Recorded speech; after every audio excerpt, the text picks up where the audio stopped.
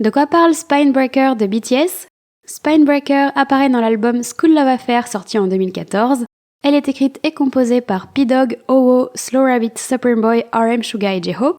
Sous ces airs de chansons amusantes et fun, les paroles cachent une critique de la société bien plus profonde.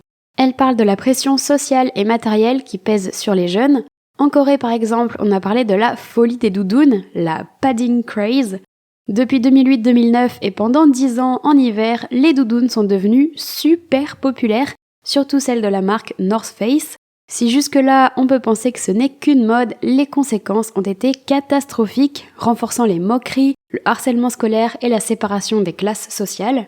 Les ados qui possédaient les doudounes les plus chères étaient les plus populaires, tandis que ceux qui avaient les plus abordables devenaient les losers, sans parler de ceux qui ne portaient pas du tout de doudounes de cette marque.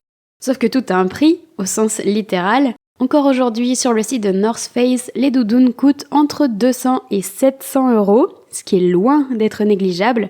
Ces doudounes ont ainsi gagné le surnom de Spinebreakers, qu'on pourrait traduire par casseurs de dos, car les acheter obligeait les parents à se plier en quatre, voire à se mettre en difficulté pour pouvoir les payer.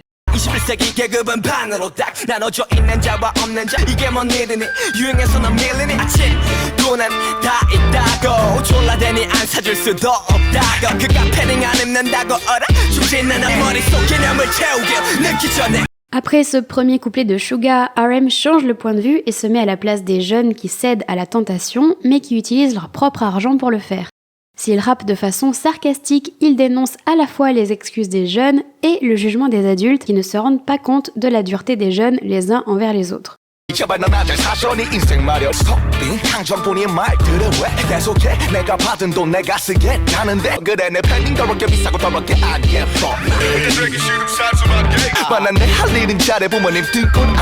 BTS demande aux jeunes d'être sûrs de leurs décisions, ou en tout cas d'y réfléchir à 2 fois, avant de suivre des modes au détriment de leurs parents. Pour eux, ces doudounes sont des vêtements sales, on ne les possède pas pour les bonnes raisons, on ne les obtient pas correctement.